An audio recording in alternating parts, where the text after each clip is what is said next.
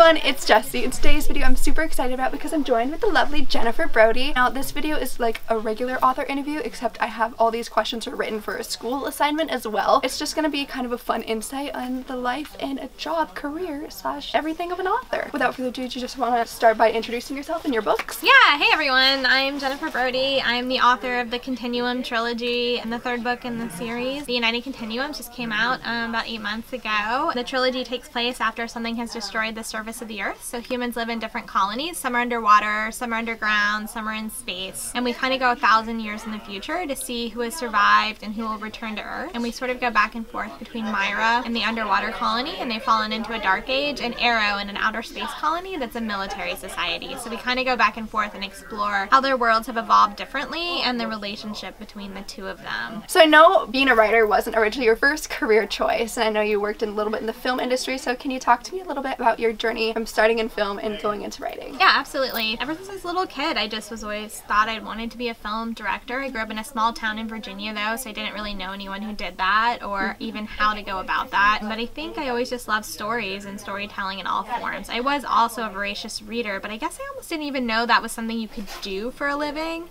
at that time.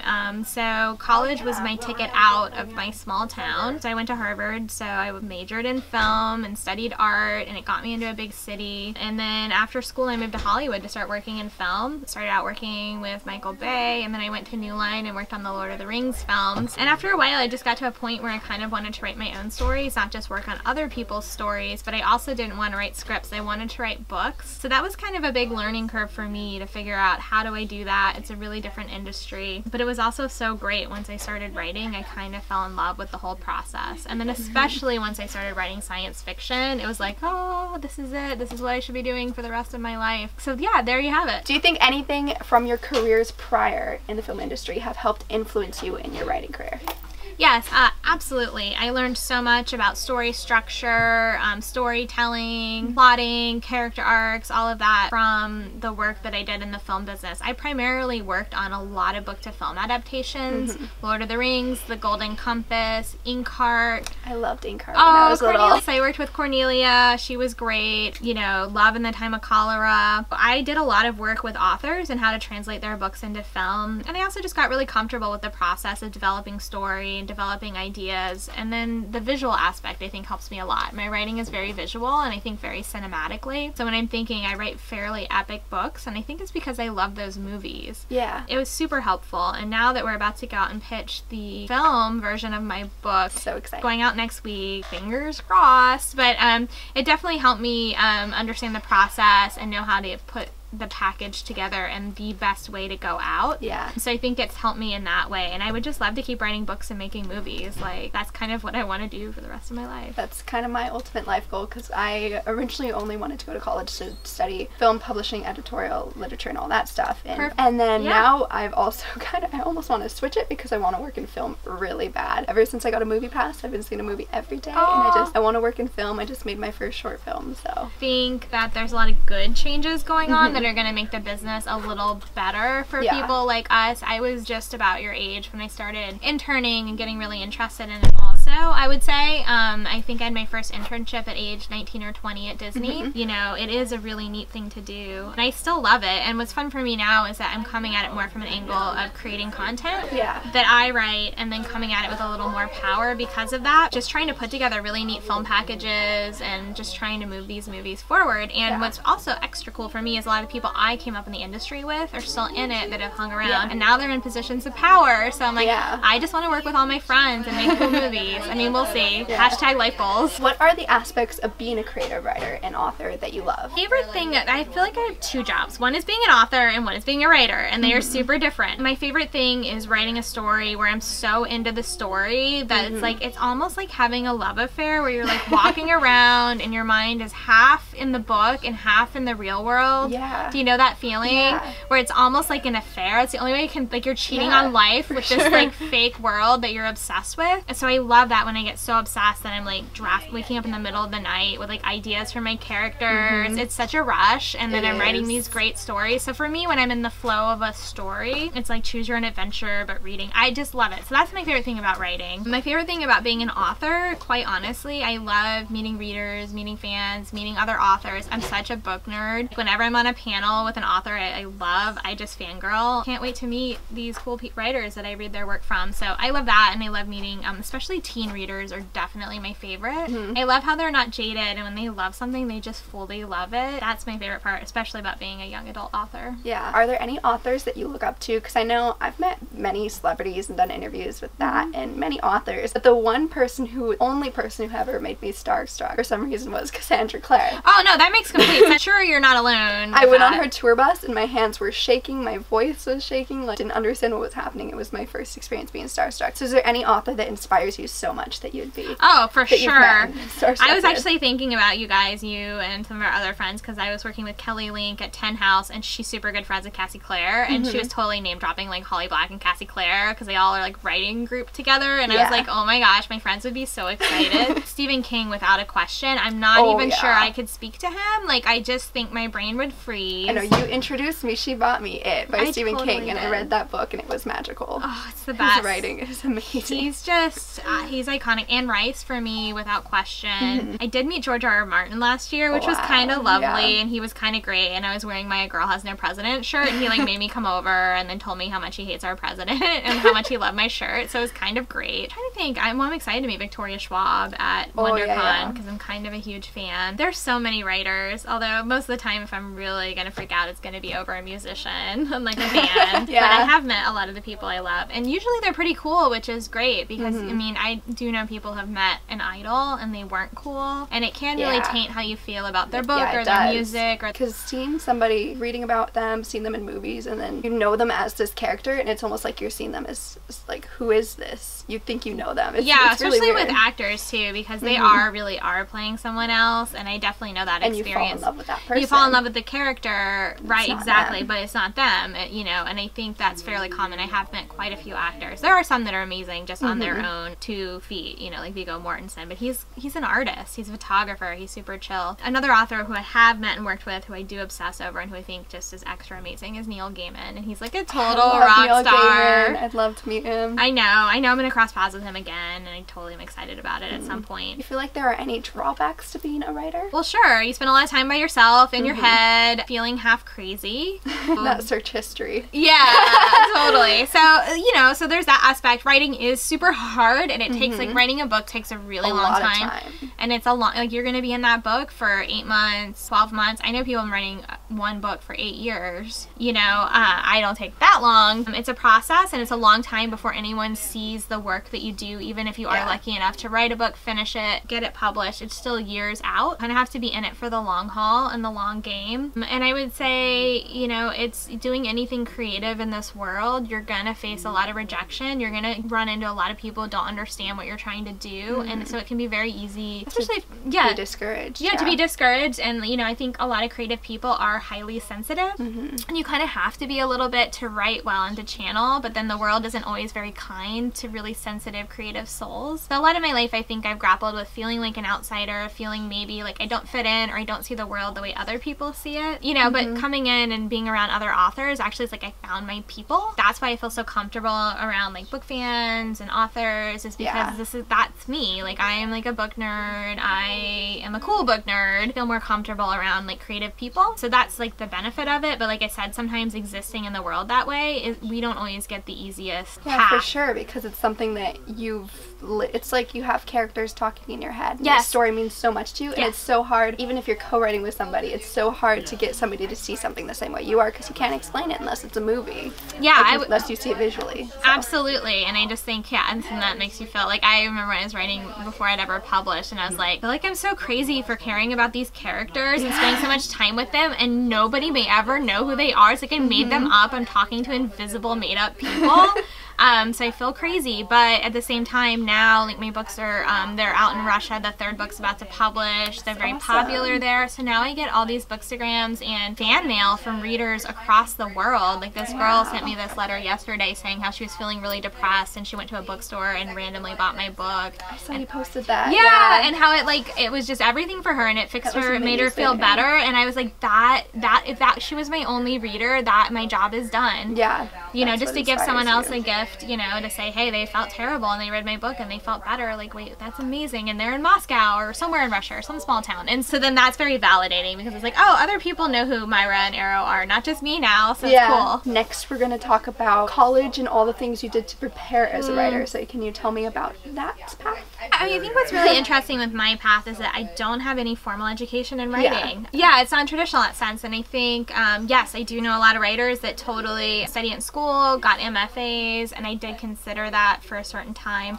So what did you study in college? Film and art. Okay, yeah. But I did write and direct short films. I feel like that can help you, though, with storytelling. Oh, 100%. And in college, regardless of what you study, you are going to write a lot.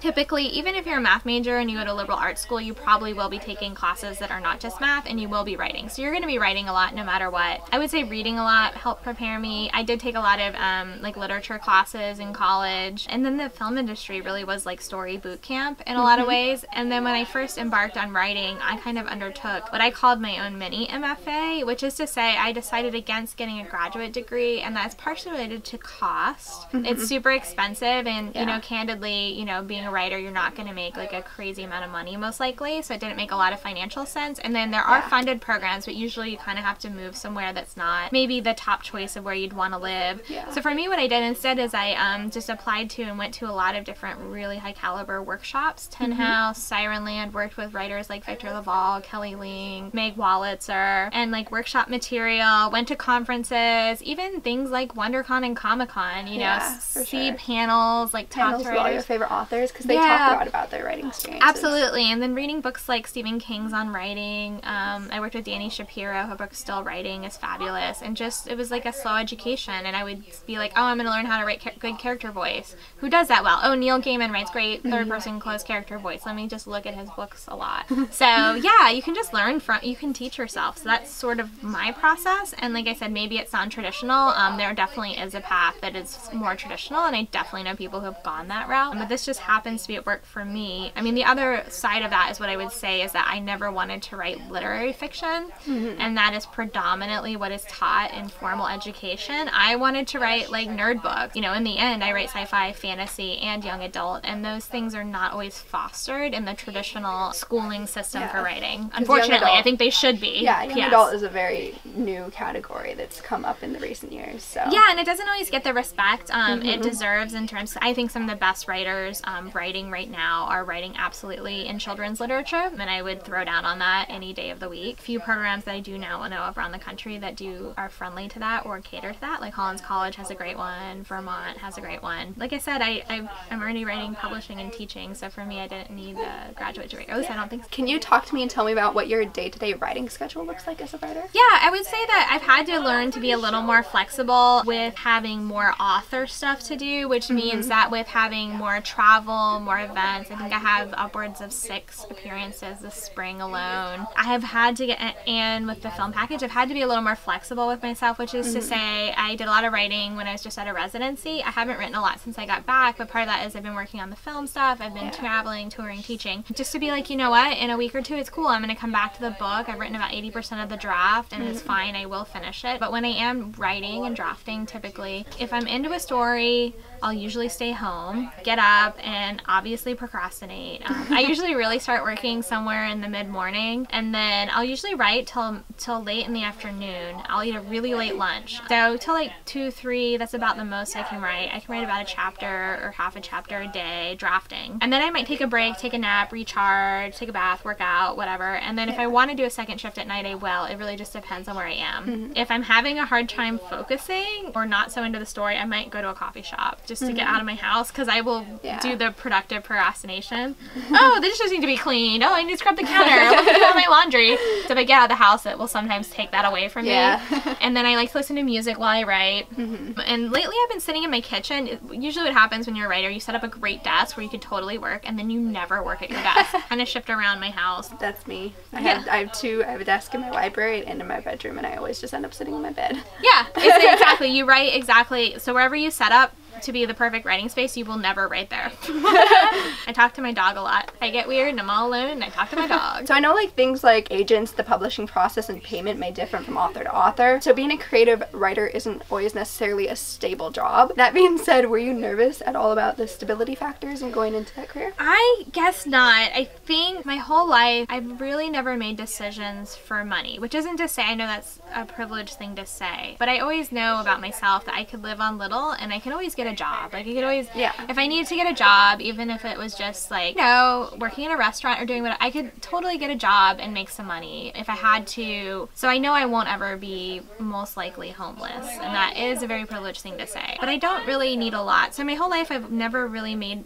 career decisions based on financials, and that isn't for everyone. Some people really want the stable job and the really stable path, and they're not comfortable with that. But even going into film industry, the film industry is also highly unpredictable and highly challenging, and so, but I went into it because I was passionate about it and I wanted to do it, and I always just think I'll find a way, which I definitely did there. And in transitioning to writing, I was kind of in this weird place trying to figure out how to get out of film, and I was making good money and get into writing, which is, like you said, risky and all of that, and it was hard to walk away, and I just kind of asked the universe, like, find a way, find a way. What happened was that the economy tanked and just got destroyed, and my company ended up closing and laying off everyone. But it was great for me because I had a contract and I got paid out of my contract and I got paid unemployment, so it kind of helped finance me through a transitional time. Nice. Yeah, it was super nice, and it was, like I said, it could have, in a lot of ways, it could have been like the worst thing to happen, like losing your job and stuff. For me, it was one of the best because it enabled me to make a leap. One door closes, another door opens. It does, and for me, I had this moment where I was like, I could just go get another job. I mean, it's going to be hard for a little bit just because the economy is bad, and like it's really hard to get hired right now, which is out of my control. But yeah, at some point, I could go back and get another job like what I was doing. But instead, I was like, you know what, I'm going to double down on writing, and I'm going to really go for this dream. Yeah. Because like I said, I could always go back to work or have gone back to work if it all failed. And my thing along the way was always like, you know, I'm going to try this thing, and if, you know, every door closes and I can't get it done, fine. But along the way, enough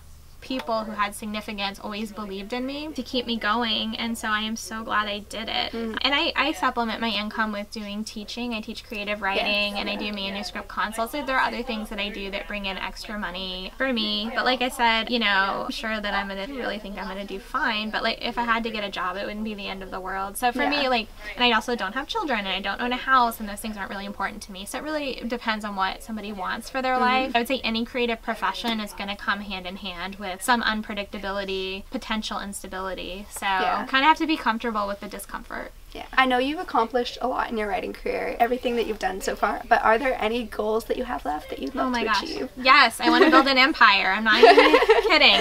No, I totally do want to build an empire. I will if I can. Yeah, huge goals. I want to finish this new book, which I'm so excited about. I absolutely want to sell it and publish it in a big way. The film deal would be huge for me on my books if I can get those set up at a studio. I'd love to make these movies. And there's a couple other films that I want to make based on short stories I wrote. Most significantly something called 200, and I'm working with an amazing writer who's going to direct it. Yeah, I want to make all of those, and my dream in the long term would be I'd love to have some sort of like content company or a company or something, and even if it's just me, where it's writing content that's going to get published, and then also for film and TV. Like I would love to just kind of use all the things I have and just like build out universes and build out, you know, and not just have it in one format, because I'm really into like all kinds of different ways that stories could be told. Yeah. So I have just so many ideas, and I'm pretty good at coming up with stuff. So I'm kind of like, oh my gosh, wouldn't this be fun? Like just have some kind of collective and like build and make cool books and movies. Is there anything you wish you could go back and tell yourself or do differently?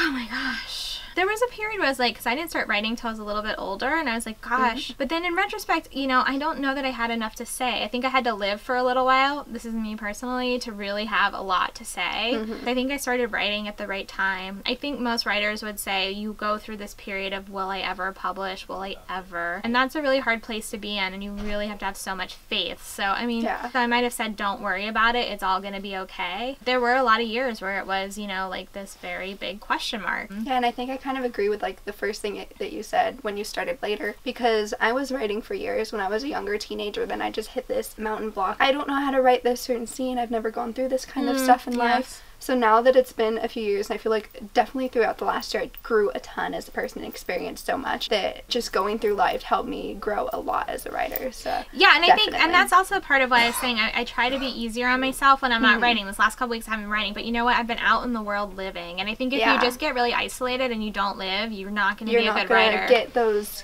self-conscious things to help you. You need to, and like meet new people, and I really love people. Those so help-inspired characters. Yeah, and they do. Oh, totally. Like some of the new people I met recently, I'm like, you're gonna help me with this part of the book, or you're gonna help me with this part of the book, or like I have a new friend who, like, I'm writing a lot of military stuff. He went to military school. Like he's gonna help me with that, and I just met him a couple weeks ago. Yeah, and I think getting out in the world and living, you need to do that. And yes, I'll go back and I'll hermit and I'll write, but it's like not forgetting that you need to do that too. Yeah. To take in more things that you will then, like you said, your subconscious, you will channel into your work. So yeah, absolutely, that's really important. Lastly, can you let us know any advice for aspiring authors, just creative people in general, and people in the film industry? Just overall. Yeah, oh, absolutely. I would say, gosh, I have so much advice on that. I would say read as much as you can, watch as many films. I know you have Movie Pass. I know you're doing it. I was like that. Yeah, if you want to give me a list, I've been trying to see all the classics. Oh, I can. Oh my gosh, I totally can. I am old, so my version of Movie Pass was that I worked in a video store. I worked in Hollywood Video back in the day, and it was the best job. I got paid minimum wage, but I got free movie rentals. That's awesome. So I would work until close. I'd close the store. That's one thing I missed, actually. The Blockbuster closed when I was like 10 or something, but every night my parents and I would watch 1 to 2 movies a night. So good. 1 to 3, so yeah, that's how I was. Oh my gosh. And so yeah, and so I worked in the store, so I was like, I would close the store around 1 or 2 in the morning, get home because I worked till late, and then I would just watch movies all night because I worked at night, so I would so then I would sleep all day. So it's kind of nocturnal, but I was watching so many great films, and it gave me this access where they were free for me. Absolutely, that's important. And then I would say also just really embrace whatever makes you weird and unique, instead of trying to be like everyone else, and there's a lot of pressure to do that, or trying to change yourself. I would say the more I distill into myself and the more that I am myself, the better I am at my work. If that makes any sense. Like the more that I just embrace like all my weird eccentricities and just also my alternative perspectives on society and the world, the better I am at my work. And I think a lot of writers and creatives are a little bit outside the system, which is part of why we can look back at it and have something to say about it. So yeah, just really be yourself, and whatever that self is, you know, really embrace that and don't be afraid of it, and really go for everything you want. And yes, you're gonna hit roadblocks, you're gonna get rejected, you're gonna run into people who don't believe in you. So collect and find the people who vibe with you and believe in you and support you, and keep them around you, and just don't let anyone tell you you can't do it. Find a way. I do think it's a war of attrition. The people who hang in there and the people who stay in it are the ones who will succeed. And last but not least, you want to let us know about your future upcoming projects that you're working on? Yeah, I'm writing my new book. It's kind of a young adult space opera romance. I'm really excited about it. I'm just trying to have a lot of fun with it and make it a really cool epic story. It has some deep themes, but it also has some lightness to it, which I really like. I'm excited. I'm about 80% through the first draft, and then just working on a lot of different film projects and a lot of my short stories. We're working on putting those together. Just want to just write a whole bunch and create all these cool stories. Yeah, awesome. Thank you guys so much for being here and watching this video. If you like this video, be sure to give it a thumbs up and subscribe if you want to see any more future videos from me. I will be sure to leave Jen's links down below and links to her books as well if you want to check them out, so be sure to do so. Thank you so much for watching. Thank you for being here, and I will see you next time. Bye! Bye, thanks!